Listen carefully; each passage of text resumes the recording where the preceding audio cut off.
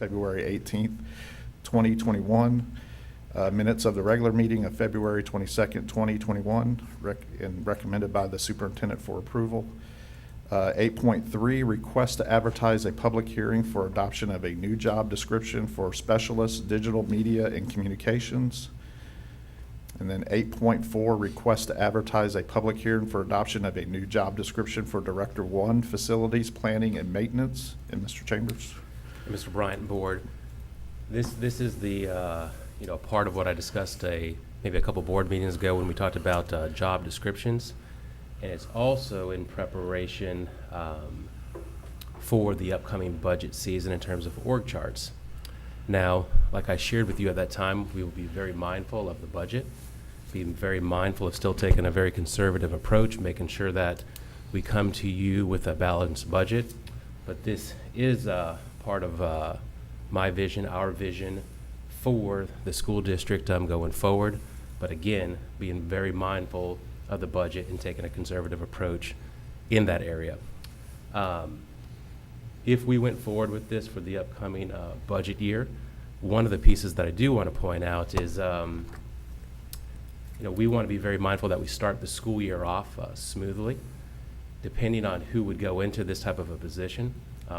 If there was a principal that went into one of these positions that came up for this upcoming school year, we just want to be very mindful that that person, whoever replaces him or her, would have the ability to be there during the summer, to be a part of the school performance plan process, be a part of the upcoming school year. So I just want to be very mindful of that as we go into this next budget cycle, org chart cycle, and just wanted to be very upfront with the board. And so we'll move down to section 8.5, invoices to be approved for payment. 8.6 is school donations. 8.7, renewal of ITB 18-07, custodial equipment and repair services. 8.8, renewal of ITB 18-12, asphalt paving repair, seal coating and striping, concrete curbing and sidewalks. 8.9, renewal of tag-on bid SDOC-18073-LH, large kitchen equipment supplies, catalog discount. 8.10, contract between Bus Bulletin Incorporated and the School Board of Okaloosa County for the usage of Bus Bulletin notification system. And Mr. Chambers, I had asked Mr. Horton if he would please come up and kind of talk about this item. I think it's exciting. Yes. Yes. Very much. Thank you, Mr. Bryant. So late last fall, Mr. Chambers tasked myself and Mr. McGinnis with finding a way to better communicate with families regarding school bus transportation. And so Jay did a lot of work looking out at the different services that may be offered out there. Right now, typically what would happen in our school district is if there was a bus that was late for a particular reason, maybe something in a previous school, or maybe there was a fender bender or just traffic, the bus shop might manually notify the school where the bus is late, and that principal or staff may then try to call or do some kind of a call out or contact folks and let them know. So it needed to be adjusted, needed to be updated. So this particular service that we're trying out for the remainder of the school year at a modest cost will allow parents to opt in to a system that's similar to the Remind system that's out there, but they can go in and select their bus number for their child or children, multiple buses, and then they will get automatic notifications that are sent out by transportation if there is a delay in the bus. And so we'll set some guidelines if the bus is going to be X minutes late, because we all know that plus or minus 10 minutes is probably just standard operating procedure. But if a bus is running late for a certain reason, or there's some notification we've got to provide for parents, then we can do that out of transportation immediately. We can make sure that all of the staffs of the schools are notified as well, because they want to be kept abreast, but it just takes out that arduous process of notification that was occurring before. So I think parents are going to really see a benefit of it, what it will allow them to do in terms of planning and making sure that they've got folks at the bus stop to pick up their kids when they need to, or if there's a delay of 30 minutes, or heaven forbid a fender bender. Sometimes when that happens, the parents want to come to the bus to pick up their children, and so all of that can be can be worked on and accommodated. And we'll notify parents. We expect with this approval Monday night, it'll take us a couple of weeks to get everything uploaded. We'll have a flyer for families. We'll do a call out, and we'll encourage them to sign up for this. And it's no cost to them, but to then start getting notifications on the buses. So we're excited about it. And it's exciting to hear this, but you said we're going to do call out, do flyers. Will we put it on the district website too as well? Absolutely. Yeah. We'll do social media, and I said, Jay's done a great job. He's met with these folks. He's met with a number of vendors who do this. He's also talked to other counties, and we think this is an option that will give the parents the information they need. Okay? Ms. Carter? I think the program sounds wonderful. From a previous principal, and we were having to call all these people in, secretaries and so forth, to try to make these phone calls for these parents. And Jay did a nice job explaining it. I also appreciate that it's going to be in 2 platforms, English and Spanish. Yes, ma'am. For our families, and also for our families that the company does not sell their phone number, email address, or anything. Everything is private. I know I saw that in the contract. So I think that's something that our parents should appreciate, because I hate receiving all those Yes, ma'am. emails that have been sold by companies. Yes, So ma'am. I think it sounds like a wonderful program. Well, you know, Try. we're committed to not having any late buses for the rest of the school year, so we probably won't use this system. Well, I would say Destin. Right, Mr. McGinnis? Tall promise. That goes But, along with those self-driving buses too, right? Right. That's right. Well, Destin traffic, I would imagine you're going to. Yes, ma'am. Highway It does 98 happen. using, and Highway 85 also. Yep. And coming out of Crestview today, the traffic was backed all the way up. I mean, so Yes, sir. that's a good task to have there, sir. So- All right. Well, can I just, a quick Of course, comment, Dr. White. Mr. Chairman? First of all, I very much appreciate the fact that you guys have, like the other board members have said, have brought this forward. And then second of all, the fact that you've looked at other vendors and other programs. And it's a whole new world out there for this kind of application. And I think in this case, this is the one that ought to have been selected, at least it looks to me like. And the fact that some surrounding counties use this gives us some assistance and help there to see how it's been working. And I know some of the other particular apps that are out there are very, very expensive, require additional equipment, and in addition to that, may even present some security issues. So again, I too, like the other board members, appreciate the kind of work that went into this, and I do think that parents will also appreciate it. And I know, Ms. Gardner, there are a lot of principals that will. Oh, well, we had it back in the day. I also would like to add that the safety part in the morning, I know we have late buses in the afternoon, but sometimes things happen in the morning and children are standing at bus stops. Right. So I think the safety part in the morning is also an important factor. Yes, to ma'am. this. Good job. Yes, sir. Thanks. Good job, Mr. McKinnon. Yep, Mr. Yes. McGinnis, he's the author of this. All right. Thank you, Mr. McGinnis. All right, so we'll move on down to section 8.11, certification of Okaloosa County School District Facilities FISH data for 2020-21. And 8.12, sale and disposal of surplus property.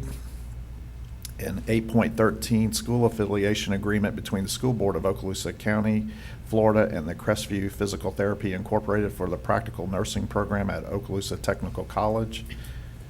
And I would just say that, again, this is another great partnership that we have with our OTC program and the nursing program.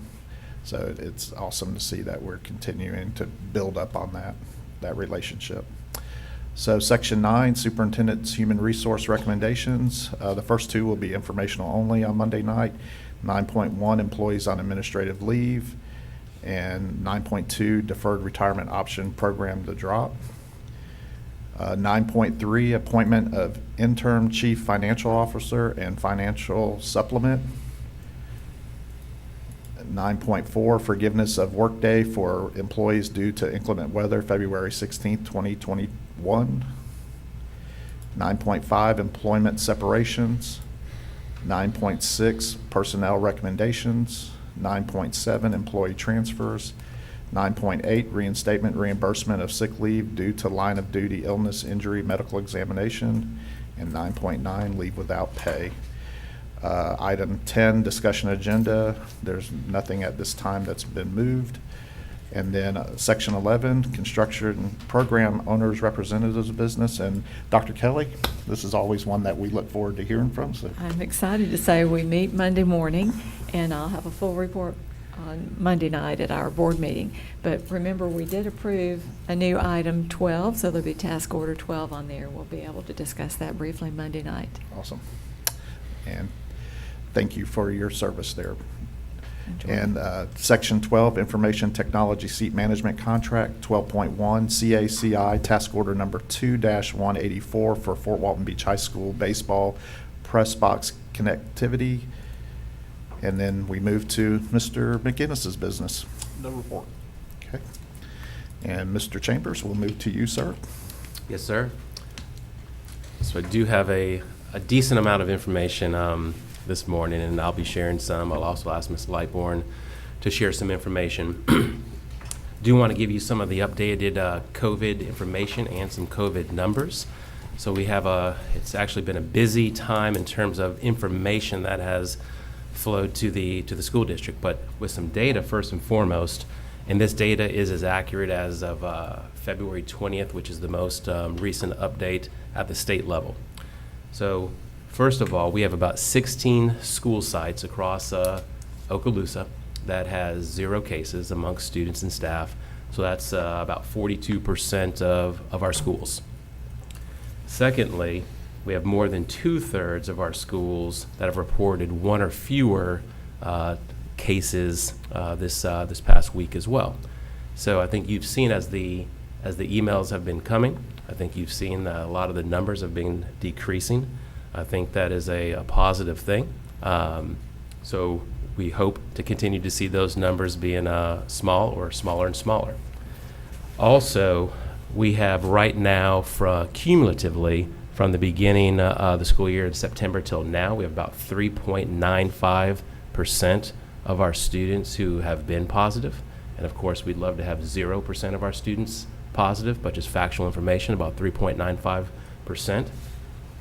Now, as you know, the Superintendent's Association, school board members, myself, each of you, we've been advocating for our teachers, for our employees to be part of the vaccination process.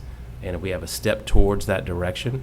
As you know, the governor, he's put out Executive Order 21-47, which now allows for individuals 50 years of age or older to receive this vaccination.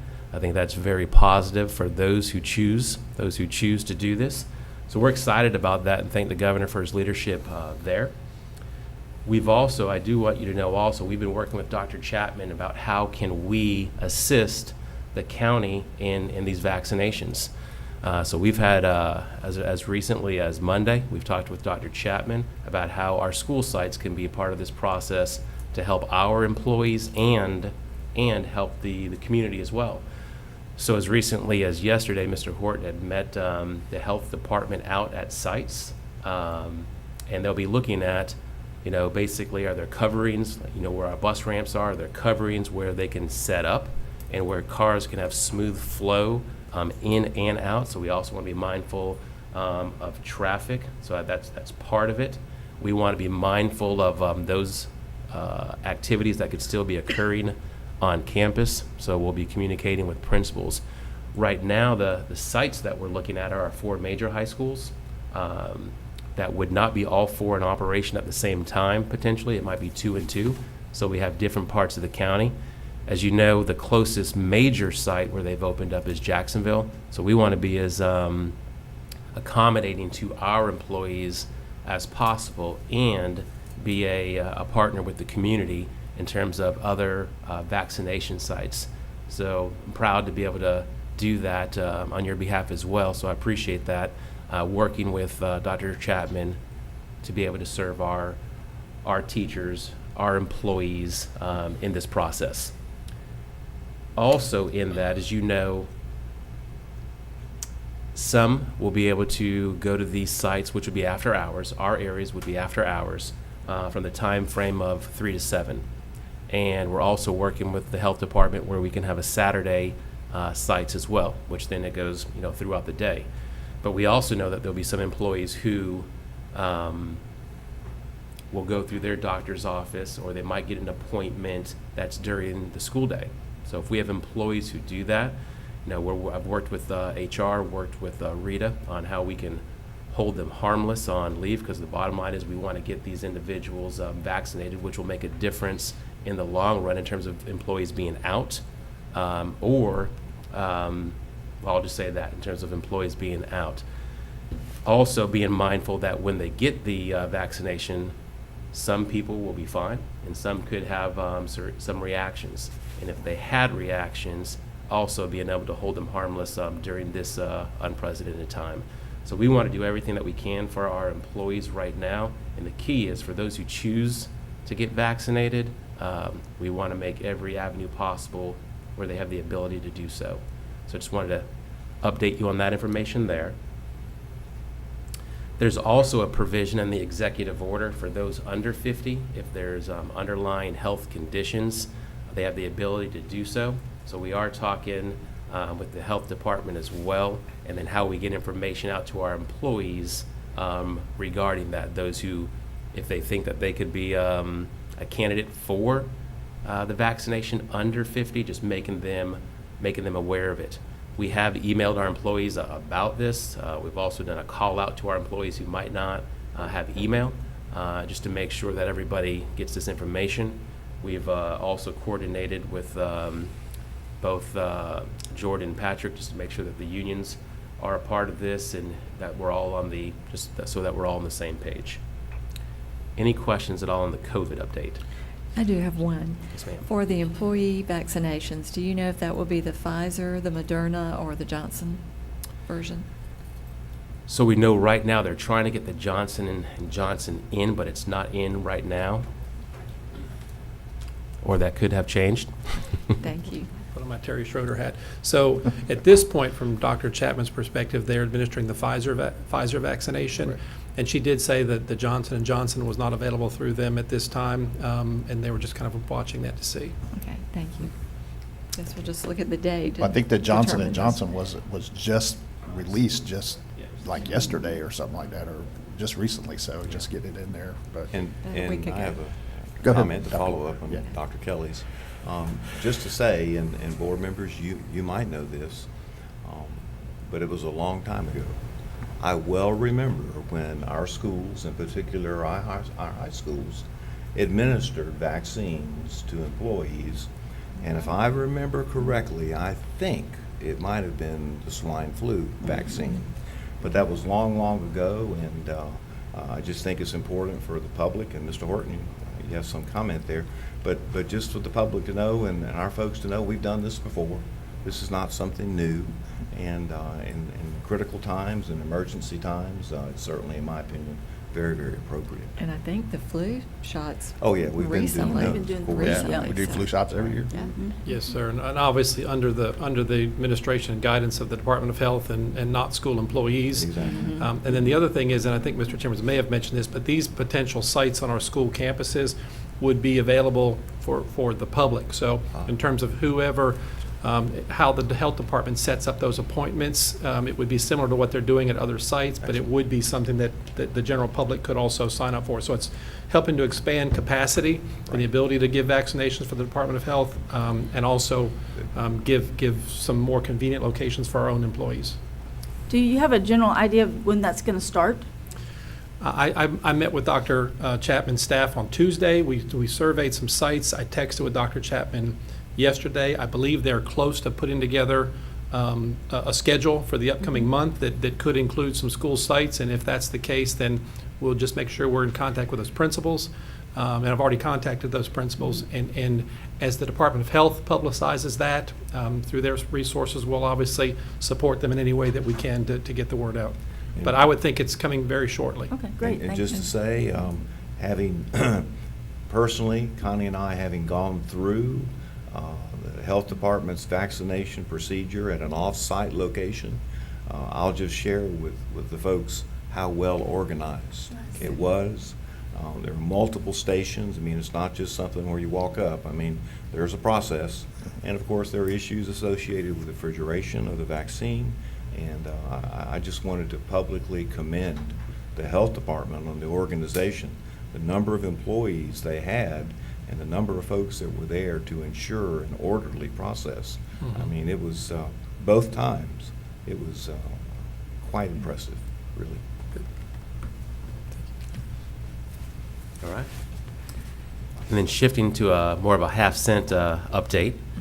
And as you know, we're in the process of the half-cent in terms of projects.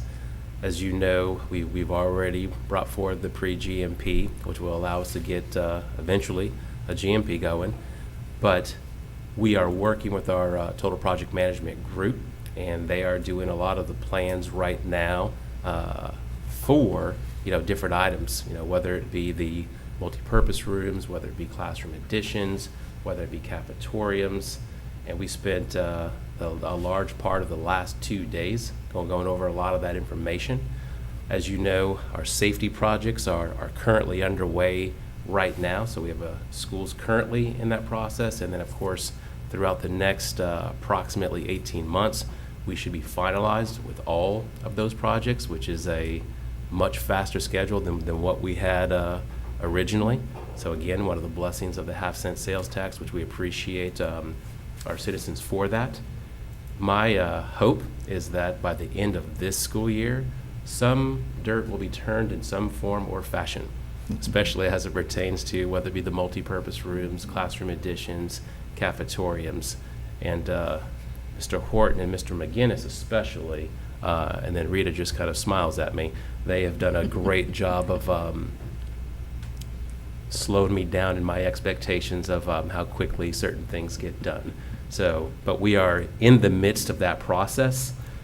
Also, as you know, 5 school buses have arrived, and another 35 will arrive by the start of the school year. So you think about that, that's about 40 school buses. A number of those buses, I believe the number 7, will also be ESC buses as well. And we talked about this, I believe, at the last board meeting, but the reason why I bring this up is because we are now in a bus replacement program. So each year we will be replacing school buses, and to me, I use the word exciting sometimes, that's an exciting process to actually have a bus replacement program. So when 40 new school buses are rolling throughout Okaloosa County next year, and I think I said this at the last meeting, now people have to think whether they're in Okaloosa or Santa Rosa. So I think that's a positive piece there. Well, Mr. Chambers, if I can, on the bus issue though, for how many years have we been, saying that we have the oldest bus fleet, and, people will say, well, what are you going to do about it? Well, here it is. We are now going to have a program in place, and like you said, other counties have this. So we shouldn't, hopefully for the future generations, have to make that statement that we have the oldest buses, but we have the most modern buses out there. And I think this is showing the public that we are moving forward and thinking, on this strategy here of having a bus replacement plan, so we don't have to be the oldest bus fleet in the state anymore. So Absolutely. And as you, On the bus, can I ask you, did you spread them out throughout the district? they will be. They'll be in each zone. But they're now. physically here? 5 of them are. Yeah. But Miss, Oh, good. 5 of them Is are, one out but- there? one is I think one is here on site, or was last week.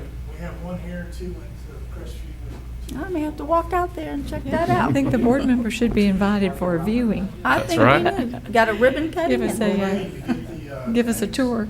Form from the tag office. Right. As soon as we get the tags and we get the 2-way radio on, they'll be out probably within about a week. yeah. Great, that's exciting. And it really is, and I think what I hear the superintendent and Mr. Horton and Mr. McGinnis saying is that we're getting a lot of new buses, but the replacement schedule will not necessarily mean that there'll be a new bus at every bus stop No, no, next no, year. Right, no. right. That it's gonna take a little while to replace. I mean, I guess we have almost, 300 buses?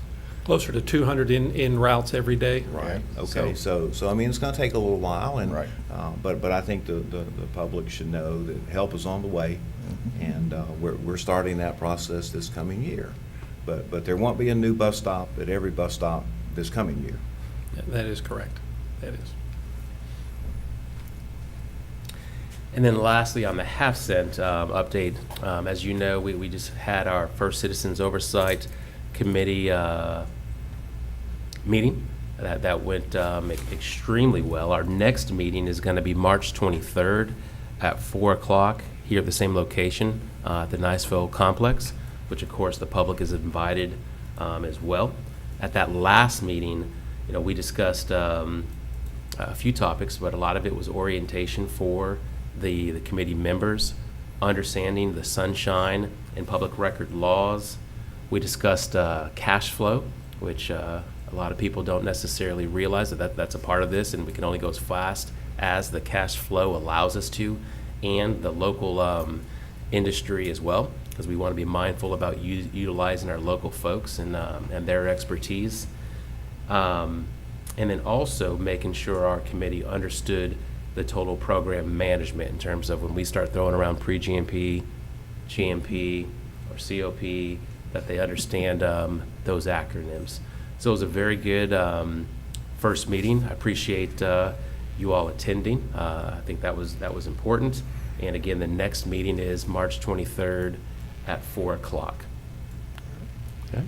I think it's interesting you talk about acronyms. I happened to be at Riverside Elementary yesterday, and they were doing a data chat with the teacher, and the whole conversation was acronyms. I was like, how do y'all keep up with all these acronyms? So, all right. Anything else, Mr. Chambers? Yes, still got a few things, but that's it on the half-cent update. Okay. Do want to just give a little bit of information on assessments. I'm going to give kind of a more global look from the federal level and the state level, and then ask Ms. Lightborn to come forward and be more specific. But the federal government, they have in essence come out and they have stated that every state can do a waiver. They can do a waiver on assessments for this upcoming school year. And I'm going to talk just a little bit about that waiver as well. But then also yesterday, our Superintendent's Association sent a letter to the commissioner, in essence, saying that we are in agreement with the state of Florida accepting any waivers that we can as it pertains to testing for this upcoming school year. Now, we've already talked about, we understand that testing may occur. I think some of the testing that occurs can help us be more specific in our remediation with students. But in terms of holding students accountable for progression to the next grade level or retention, in terms of holding teachers accountable on evaluations and pay, and even in terms of school grades, which I'm not sure that this truly addresses the school grades piece, but it's a step in the right direction, understanding the difficulty of this school year. I don't think any of you as board members, I know myself, not at all opposed to accountability, not at all opposed to testing in terms of, how are we doing as a school district? But in these times, in this pandemic time in COVID, and the disruptions that have occurred, not only here in Okaloosa County, but across the state and the nation, if we are able to have some waivers, I think that could be that could be a good thing. Mr. Chambers, if I can, real quick, in Tallahassee, I believe it's Senate Bill 886, went through committee the other day at 9-1, so that's definitely bipartisan support on that. I know that particular piece, is going to help out too. And correspondence I sent to Senator Broxton was, like you said, just we're not opposed to having some type of accountability, but let's look at reasonable accountability during these times. So I was happy to see that it went through 9-1. So that's pretty positive, moving forward. So we'll see how it works out. And I would just add, Mr. Bryant, that would be set to save the state millions of millions of dollars that's spent every year to acquire all of this testing. It'll be interesting to see what the testing companies, what their thoughts are about that. Right.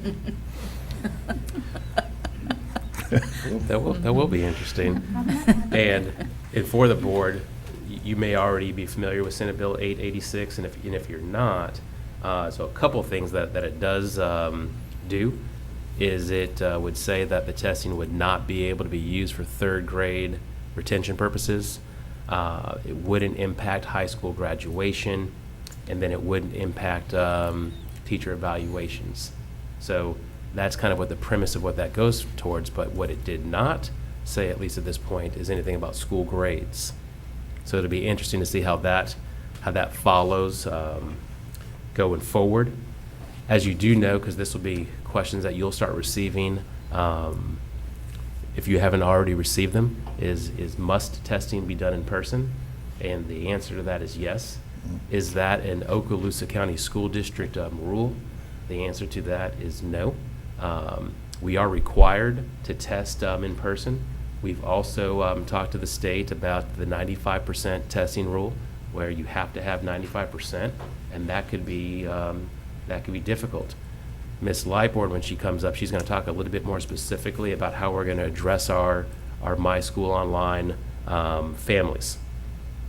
And I don't believe I've forgotten anything from the federal to the state, but this would be a good point for Ms. Lightborn to come up and talk about our testing calendar and how we're addressing our My School Online kids testing. You know, real quick before Ms. Lightborn gets started, you know, with session already in Tallahassee going on, it's always interesting to see what's moving through and what doesn't make it through, and you're always on your, you know, edge of your seat seeing what's happening in there, and I'm sure on the federal level too. So, Ms. Lightborn? So one of the things on the federal level that I wanted to make sure that everybody understood is that the 95% is something that they specifically spoke about, that states could apply for that waiver for the 95% testing. So hopefully that's something that we'll be looking at as a state. So we have, our testing calendar is out on the district webpage. It's under the calendar section. So if, any parent, anyone can go and see it. Now remember, that's testing windows. So now what our schools are doing is they're putting together their individualized calendars from that calendar. Also, we are very aware that there are parents who have kept their children home this year because they didn't want them in a mass group setting. So we have created an MSO guideline to testing. And it's multiple pages. And our schools are taking that at this point, and they're working towards their MSO testing plan. Some of the highlights would be the MSO students would be tested separately from the brick and mortar students. We would guarantee, since that's a smaller group, 6 feet apart, the desk dividers, masks at all time, and hand sanitizer available in all of those locations. So we are attempting to try and make those testing environments as safe as possible, since these children have not been in the building this year. Some of the other things that we talked about are flexibility in testing times and days. So for those students, may not be when all of the 5th grade is taking ELA. It might be on an alternate day, like a makeup day, or it could potentially be at an alternate time. So schools are looking at employees that might be interested in providing the test after school hours, so then the MSO students would be coming into the building when there aren't any other students. So schools are looking at what works for their building right now, and they're creating a plan, and that plan will be coming to us. Okay? And then that plan will also go out to those MSO parents once the school has devised their individualized plan for MSO testing. Okay. Thank you, Ms. Lightborn. All right. And as you can imagine, testing schedules in general, it's challenging, whether it be those guidance counselors, administrators, because not only are they doing the testing for the entire school, they're doing those who need accommodations. Now, with the My School Online testing, which we'll be prepared for, and we're happy to accommodate, but even within that, there's those students who will need accommodations as well. So our schools have a task at hand this year in terms of all the testing requirements. Did want to let the board know that we are in early registration. We are in the early registration process, and that actually starts on March 8th. And this is important, even more important this year. So we're being very aggressive, so to speak, with our registration process, sending out information to our kindergarten families, sending out information to our military partners, because this year we want to recapture every student that we can recapture that wants to be part of our school district. So families knowing now that they can go to our online portal and register, it's going to help us get a better understanding of our FTE projections. As you know, we are working also with the newspaper, so we will have ads in the newspaper, plus utilizing the capability of the newspaper social media, where they target families through social media, so everybody knows about the registration process. We'll also use our social media, our websites, our emails, in terms of pushing that information out. So having a good understanding of the students that are going to be here in August, I think, is critical. As you know, right now we have our brick and mortar and My School Online and Okaloosa Online.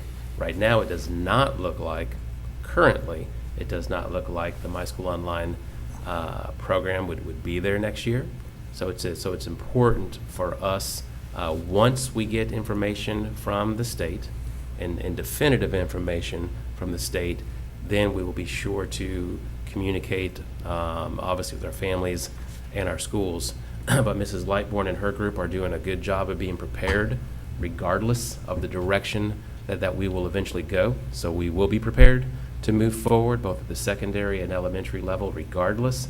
But going back to registration, because as you know, it impacts all parts of our budget, employees, everybody. So we want to be as, and I use the word aggressively in a loving manner, aggressively as we can in our registration process. Mr. Chambers, real quick, I know, talking to some principals over the last couple of weeks, what is the number of students that are still out online? I know a lot of principals told me that after the beginning of the spring semester, how many really came back, and from what I'm hearing, the numbers are really low considering how many are online still. And I mean, some schools are less than 50 students online in this elementary and secondary. So, and I'll have Mr. Horton come up if I'm incorrect, which I could be. But at the beginning of the year, we had about 75% of our students in the brick and mortar. Now we have about 90% of our students in the brick and mortar. And you might have an exact number, Mr. Horton. yeah, and I know it wasn't exact, but I mean, but the percentage is definitely attainable to where we can get back pre-pandemic numbers. So. Yes, sir. And one of the other things we're seeing is at the high school level, a lot of students are blended, which creates its own challenges from a funding standpoint. And so going forward, Mr. Chambers alluded to the My School Online model maybe not being funded in the same way it is this year. So students are accustomed to blending and being in the building for a few periods a day and not for others. That's always kind of been an option for folks, but it was something that was promoted this year. And so, talking to those families about the ability to be back in the building for 6 periods or more is directly tied to our funding. And so you're going to see a lot of numbers at the high school level where there's blending going on. You're right, 50 or fewer at the elementaries, and of course over 20 elementary schools, that's 1,000 students there. And so it's our job to make sure that we're prepared next fall to have those 1,000 come back and be in our school buildings. And go ahead, Dr. White. I was just going to follow up and say, if what we're saying is that, let's just round it off, and I know Ms. Scallon, she's much more precise than round numbers, but if there's 30,000 students and 10% of them don't come back, that's a significant, devastating impact on our budget. But out of that 10%, what grade is the one that's affected the most by that? we've seen the lowest number of students come. I mean, at the high school level, there are more out of the buildings than at the elementary level. So I would say high school. Okay. Kindergarten, Well, kindergarten, we had lower enrollment to begin with. Right. And so once that kindergarten year begins, it's typically not, the parent doesn't bring that student in mid-year, so we haven't seen a lot of that. Our general number of kids at the beginning of the year were a couple, 250 lower than we anticipated that never showed up. And so those are folks that maybe have gone to homeschooling and other means. And so what we'd like to make sure of is when they come out of homeschooling, we'll be able to bring them into first grade. And then, of course, then there's potentially concerns about remediation and things that need to happen. But certainly homeschool is a very viable option for parents. I would suggest that maybe this year a number took that route that maybe are not overly versed in that methodology. So Christy Corbin does a great job, even with homeschool parents, providing them and pointing them in directions for resources.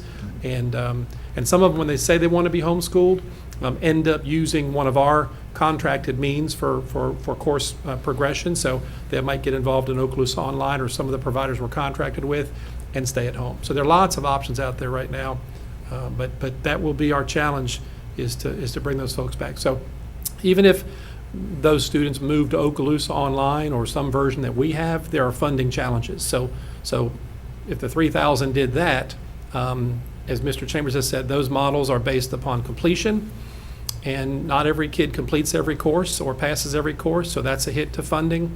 And the other thing that's important is that funding for completion models comes a year in arrears. Right. And so for Ms. Scallon and budgeting purposes, she doesn't have that regular flow of revenue to help support the school district. So that's a challenge in and of itself. And Mr. Chambers, I know you were talking about registration, and I know it's just March, but have we started looking towards a summer program with some of the things we know now, or do we still need to wait for some more information and direction before we can look at that? And by summer program, do you mean like our summer school? Yes, sir. So Miss Lightbourne, she's in the process of that even now. If you want to come up, Miss Lightbourne, and give a little bit more information. Our summer school will be probably more robust in terms of schools and numbers, just due to this year. So yeah, we have been planning our summer school. It will begin the Monday following the last day for teacher workday, so I think that's about June 11th or 12th, and it will run into probably the second week of July. Typically, we have done elementary in hubs, and what I mean by that is 3 schools together, just to warrant the numbers for teachers. We believe this year, if the students that qualify for remediation, not only retention purposes, but remediation, will attend, and that's a big piece, then we will provide summer school at every school, every elementary school. Our secondary currently have it at every school as now, and that will continue. But that's what we're looking at. So we'll be gauging parents, sending, the schools will start contacting parents that your child qualifies for summer school. It's not, and if they're not in a danger of retention, but they just need remediation, then that will be stated to them, and then we'll start to get numbers and see if we can support at least a teacher at every grade level at the school. That's what we're that's where we are right now. It's going to be a tight summer too, because our Yes, it's so I know you got us into July, and I believe that they start heading back at the end of July. July right? 31st. Yeah. Mm-hmm. So it's going to really be squeezed in there. But thank you for Yes, that. and we are also doing summer scholars again. Good. That's So a that great program will be in place. So we're excited about that. So all of those pieces are currently in progress. And I hope the parents will do that, because we know that we've had some lag in academics. I mean, this has not been a normal year, let's face it. So if they want to get into that summer, that could help that student in those gaps of getting up to speed with where they need to be to head into the next school year. So- Absolutely. We are currently, though, we're doing POC, which is Right, our after-school yes. tutoring, Mhm. and we are having some challenges with parents allowing their students to stay extra time as well. So I don't know, we'll see. That's why we're going to have to really do a person-to-person call to see how many students we can get, but we're trying to offer it at every school. That's great. Thank you so much. Well, I appreciate you mentioned that you're going to try to have a teacher at every grade level, Mhm. where sometime in the past, we may have had a teacher that was doing a couple of grade levels. So I appreciate that. I'm sure the teachers and the principals will also. Mhm. Thank you. Great question, too. All right, Mr. Chambers. And I'm glad you brought that up, Ms. Ivanchek. And we're also being mindful of, obviously, of the cost. As you know, we've received CARES Act dollars, and it looks like there's more CARES Act dollars that will come. And part of the CARES Act / the state's focus is closing that achievement gap. So it looks like this would be something that would be a part of that, obviously. So we are being mindful of those funds and what we can use CARES Act dollars that come straight from the state to be able to support our students. And I did want to say on our MSO families, kind of going back to what Dr. White was talking about, as well, being mindful of those 10%. Once we get just a little bit more information from the state, we will be going specifically to each of those families, talking with our schools, talking with those families. What is their expectation in terms of the upcoming school year? So we can get a very good understanding of what percent of the 10% will be returning, and so then we can act accordingly.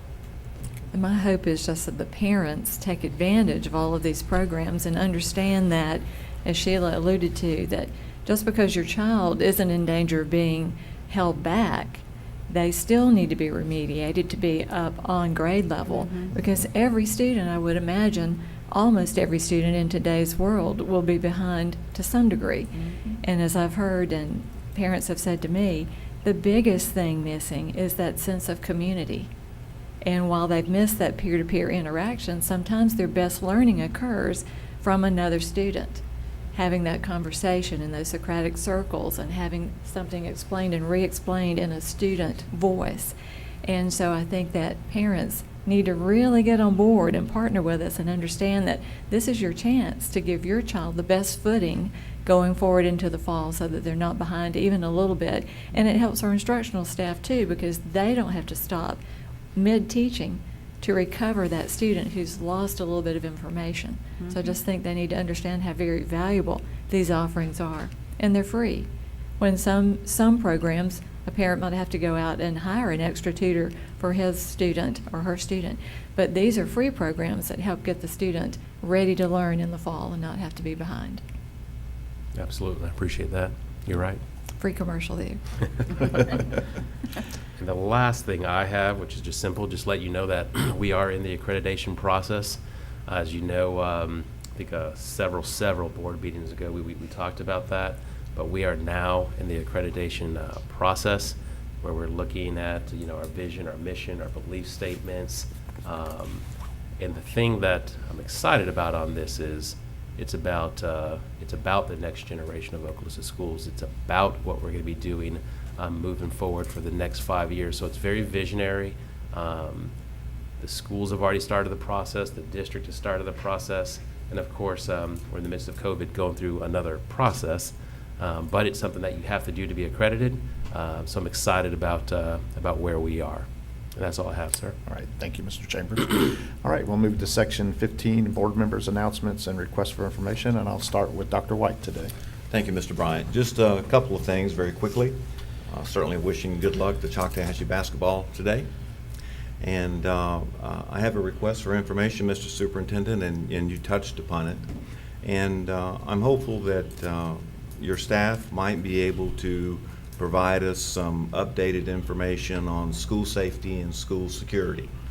I certainly understand that this information ought to be looked at first by our attorney to make sure that everything that we talk about and discuss is something that can be publicly discussed. I think it's important for our families to know and our constituents to know how seriously we've taken school safety and school security. And so I'm hoping that your review with us might include such topics as school check-in procedures in terms of uniformity, the hardening of our schools. I know Dr. Kelly and her group have worked on that. The folks that drive by our schools today can certainly get a pretty quick visual reference to how seriously we've taken that. Also to include the Guardian program, as much as we are able to share with our folks, something that this board voted upon 5-0. And there are other items there in terms of school safety that I know that you'll want to include. But I think it's important for our folks to know and parents to know, particularly those that are considering re-entering our schools, that school safety is of paramount importance, and it's something that we've been dedicated to for a number of years, particularly if you include the SRO program. So that would be my request for information. I do feel like that there may be board members that wish to have an executive session or whatever, a special session, is certainly the law provides, but I've also felt like that if there's any particular information that board members want beyond something that we might discuss with the public, that I know that your staff and you are always open to receiving direct inquiry. But in this case, I think a public discussion would be helpful and be important for folks to know how seriously this administration and this school board has taken safety of our schools. And so that's my request, Mr. Superintendent. We will get right on that. Okay. Thank you, Mr. Bryant. That's all. Thank you, Dr. White. And Dr. Kelly? Well, I'll just say that I was encouraged to see the essays for the Peggy Gorday Bruner Award, and I look forward to reading those. That's always a matter in which we are able to acknowledge other scholars, and I love highlighting our students, so I'm anxious to read those and get to those. And I'll just tag on to something a couple of us mentioned here, the vocabulary and the acronyms in the construction program. One that people ask me about, because we talk about GMPs, and we talk about the pre-GMP, and people have said, why do you need a pre-GMP? You have the GMP. And so the pre-GMP, as my understanding is, that covers all of the design phase. So when you see those dollars amounts, and then you see a GMP, then you know that the pre has been the design and the architectural drawings and that kind of thing. So just to acknowledge that one that people have asked me about. That's all I have. All right, thank you, Dr. Kelly. And Ms. Evanchek? Yes. Well, I want to echo Dr. White. You know, Dr. White and I both are Choctaw graduates, yeah. and There we go. we are Good. cheering on our alma mater today and wish Coach Thigpen and all those Indians down there a long way from here to Lakeland that they went yesterday, and they'll be in a pay-per-view type thing that we can see today starting at 1 o'clock our time, so go Big Green on that.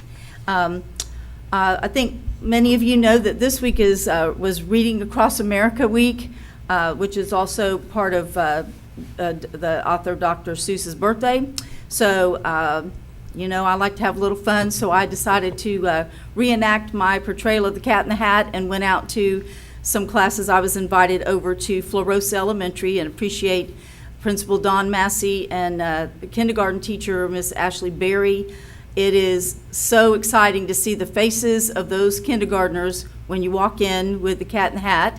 And it was great. I do want to tell a quick funny story that when I showed up, of course, the principal knew I was coming and the secretary, but they didn't let the SRO know. So he kind of caught a glimpse of me on their security. And so this is Officer Will Foster, if you know him, great guy, real funny. And so he immediately went to the secretary and said, "What was that?" And she said, "It's the Cat in the Hat." And he goes, "The what?"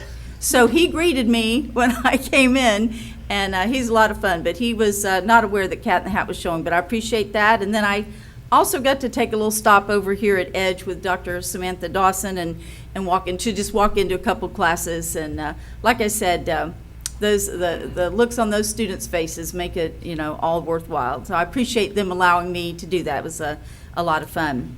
And we were talking about... Ms. Evanchek, Yes. so you said you walked in with Dr. Seuss. I think. Well, just so no, we- I had a big You were balloon. dressed. You yeah. were dressed up. I was as dressed Dr. as the cat in the Seuss, hat, yes. which is So that's right. fantastic. Yes, and I did come up here to the central office and visit around, but I just thought we all need a little smile that day, and so I was Yeah. glad to enjoy I doing was that. just curious, when you were driving to these locations, what kind of looks were you getting? Well, you know, one thing about the hat is you can't really sit in the car, so I take the hat off, but, yeah, so it's a lot of fun, and, you know, I figured we just all need a little something, and I missed you, Mr. Superintendent. You were in a meeting when I came by, but, there'll be a time for us to do that.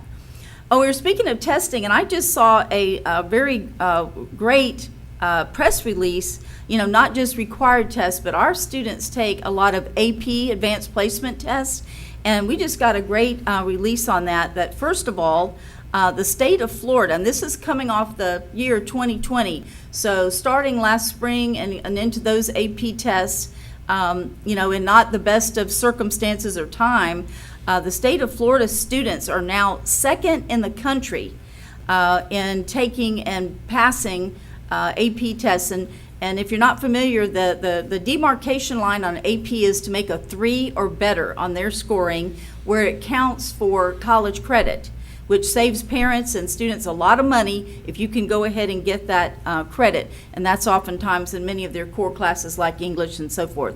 But the number one state is Connecticut, who scored 34.5, but we are only 0.3 of a percentage behind that at 34.2% of the graduating class scored a 3 or higher on an AP exam in high school, and that's last year.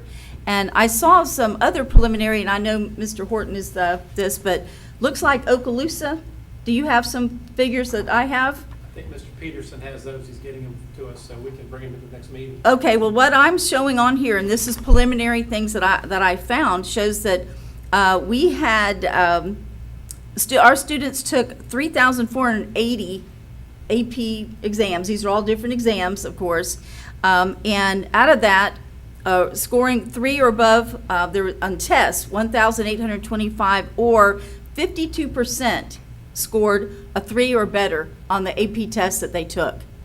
And in a year, we use that word unprecedented, I find that ecstatic. And I just want to share that, and I'm sure you'll get more specific results as we go along. But I would just want to hand it to those teachers and those students for those kinds of results, and I think it's fantastic. So thank you. Ms. Ivanchik, I think I saw too where the First Lady and the new Commissioner of Education visited those schools in Connecticut that you mentioned earlier. Yep, yes, and that's great. Thank you.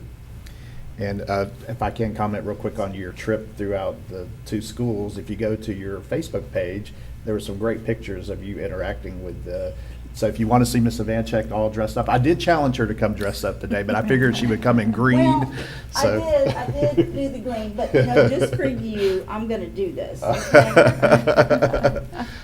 Here you go. So here's a Okay, now taste wait. of. Just wait, just Oh, no, wait the one second, Facebook's much Rodney. better. Here's the, there we go. You know, I'm nothing but taking requests. You know, so there you go. But Well, and again, you know, it's great that all of us are very active in the school, but, you know, to do what you did there, I know that brought a lot of smiles to thank people's you. faces. Yes, and a lot of smiles to me. Yep. Ms. Gardner? Not only are students performing, excelling academically, but we also see that with their extracurricular activities. Some of you may have seen that Channel 3 this past maybe weekend, they did a feature, Destin Middle School held the state archery tournament. That was nice, very nice coverage. And the students were competing at Destin Middle School, but I thought it was interesting that throughout the state, they were also competing virtually. And Keith Oliver, shout out to Keith Oliver if you know Keith, I worked with him for many years. He started the program back in 2013, so it's one of our newer sports, as we talked about lacrosse just recently. But Keith Oliver also started a bicycle safety program back many years ago, and had bicycles donated and sent those bicycles around schools in the elementary schools to promote bicycle safety. So shout out to Keith Oliver for bringing archery. It started out in elementary schools. It's now in Choctawhatchee High School. Again, go Big Green. And it's going to take about 2 weeks to compile those results, so keep an eye on how our students did on that archery competition. For Long Beach High School, the Stars, the dance team, they participated in the National Dance Organization, the Citrus Regional Championship, where they won first place in the large hip-hop division, and that's making them regional champions. And they also placed second in the large varsity jazz division. That's all a mouthful right there. The co-captain, which is Kylie Bob, she was crowned Florida's Distinguished Woman of the state of Florida. Wow. So that is impressive. That's And again, great. she's the co-captain of the Stars, and I believe last year we had the Peterson girl was Yes, Brooklyn Peters. Peters. Yes, Brooklyn Peterson was for the state of Florida, distinguished young women. So congratulations there. And question for Ms. Lightbourne, the testing window. Did they extend that any? Because I know in the past it's very tight trying to get everybody within that testing now if the schools are going to be doing separate. It was pushed back because it should, third grade would have normally started in March, and it will Right. be starting in April. So it was pushed back, and it pretty much goes, I think the window actually goes into the first week of June. Oh, okay. So So they had it's a to large allow window. those schools time to Mhm. get all those different groups Yes. in. So, Yep. Thank you. I think that's all. I have notes all over my page, but again, go Choctaw and keep us posted. I will. on I'll the, be on social media with Okay, the, with the definitely score. keep us Mhm. posted. Yeah. Thank you, That's all. Ms. Thank you. And my comments are, again, go Choctaw. Look forward to hopefully recognizing another school in our district for bringing home a state championship. It's always great when we have those honors out there. It's also great to hear all the great academic successes that we're having too within the district. So a shout out to all of our hardworking students and teachers out there who are making those numbers work. And speaking of teachers, Mr. Chambers, I know the other day I had to con you out of a coin and you didn't have a problem giving me one, but I wanted to say a shout out to one of our special teachers at Antioch Elementary School, Miss Wendy Gideon. I had an honor last month of being able to just go into her classroom and observe with Miss Sanders. And, it's always a pleasure to be able to go in and visit with all of our teachers and staff and all. But Miss Gideon, I just have to give a shout out because just the energy, the excitement, just everything that was flowing in that classroom from what I observed. And then when I talked to other folks at Antioch, complimented the same thing that I noticed, is that she is an outstanding, awesome kindergarten teacher, and we're so honored to have people like Miss Gideon in our classrooms. And so thank you for allowing me to present her a coin. She was really excited when me and Miss Sanders were able to give her that coin yesterday. So thank you for that. And thank you to Miss Gideon, but also thank you to all of our hardworking employees within the Okaloosa County School District, from principals all the way down to the janitors. Everybody's important. So, all right, so we'll move down. I have a request. Yes, ma'am. I've not heard a calendar report. How long till spring break there, Dr. Kelly? Do you have a? Too long. Too long. Okay, that's a good answer. I'll have your number Monday night. All right, so section 16 is the 2-minute version of public comment, and we do have some public hearing items. 17.1, public hearing for adoption of revised school board policy 04-34, equity policy for students. 17.2, public hearing for adoption of revised school board policy 06-27, equity policy prohibiting harassment on the basis of race, color, national or ethnic origin, sex, age, religious beliefs, marital status, pregnancy, or disability. And then 17.3, public hearing for adoption of revised school board policy 06-28, reporting violations of equity policies, prohibiting discrimination and harassment. So we'll go around the room. Ms. Scallon, Dr. Hale, Mr. Strong, Ms. Appleberg. Oh, Dr. Hale.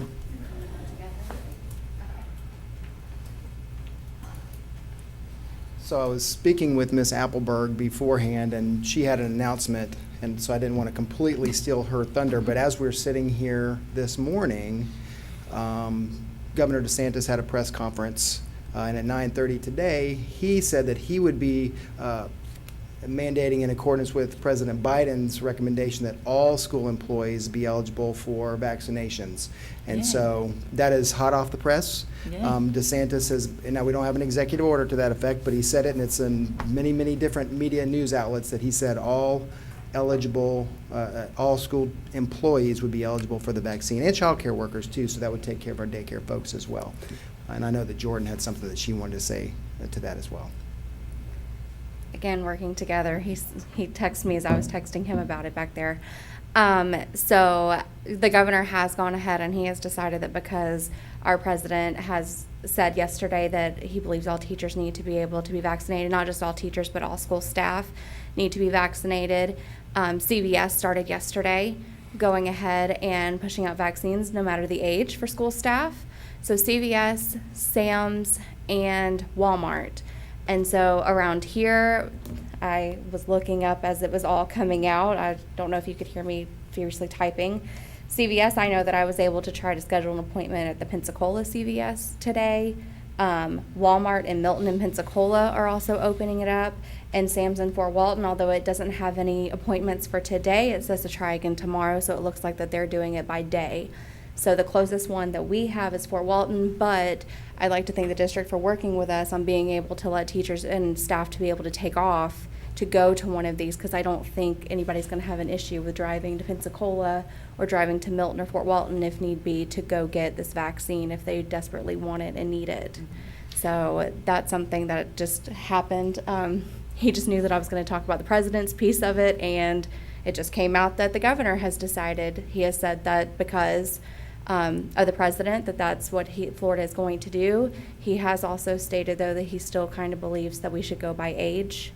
But so I'm not sure how quickly he will roll it out to all teachers and staff based off of age, but I do know that the federal ones are open now at those points. Well, and just a quick question, do either of you know, or perhaps you'll be sending this out, regarding what kind of identification is required? I mean, I know I had to present a driver's license, so certainly that will still be the case, but to identify oneself as an employee.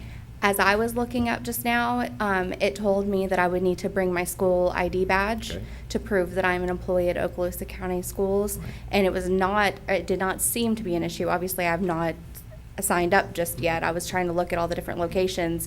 It did not seem to be an issue that I was an Okaloosa County teacher trying to get a vaccine in Pensacola. Pensacola, or Escambia. Mhm. Okay, well, that's important for our folks to know, that they'll need some kind of proof, I guess, that they are in fact an education employee. So, and I would say that my only interaction with teachers with regard to this have been the ones that were seemingly out of the loop, either a adult education teacher at OTC or a daycare worker, and the most recent mandate seems to have addressed that. I know that the questions that were being asked were, are you K-12? And the daycare workers were asking advice on how to answer that, and I said, truthfully. However, now it seems that all school employees, regardless of their position, their grade level, et cetera, are eligible.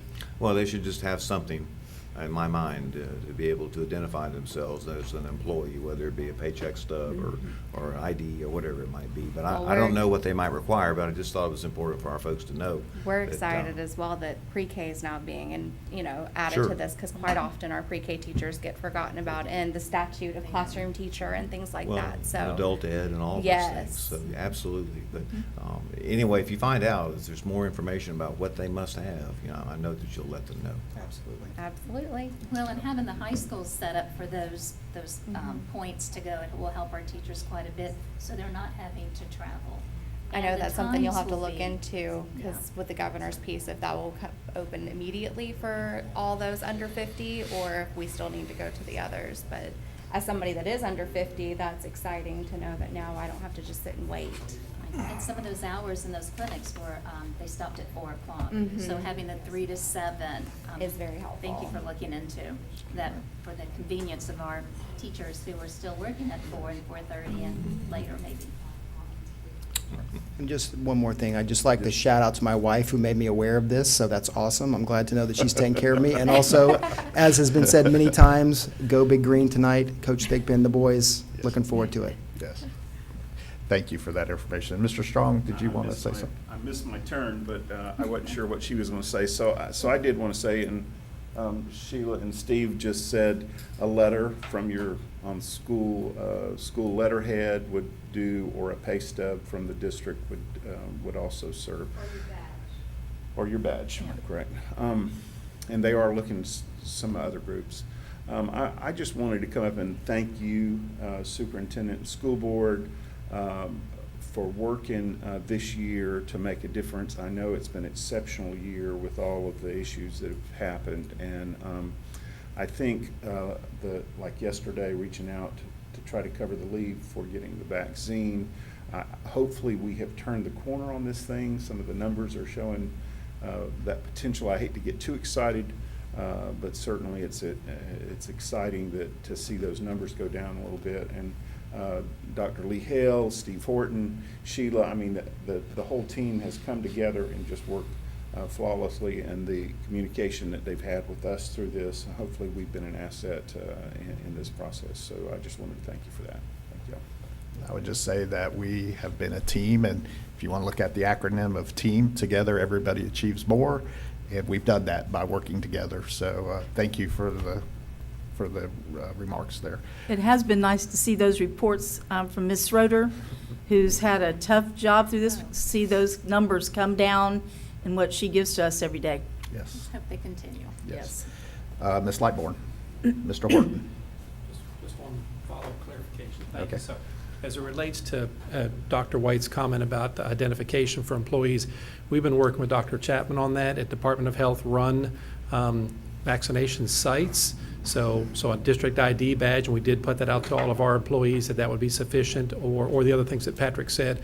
Certainly, if there's a CVS in Pensacola or Escambia County, we're not privy at this moment to what they might require. So I would say to the employees, as you're reaching out to make your appointment, it's important to make sure that question's clarified for them at all the different sites that may not be DOH directly related.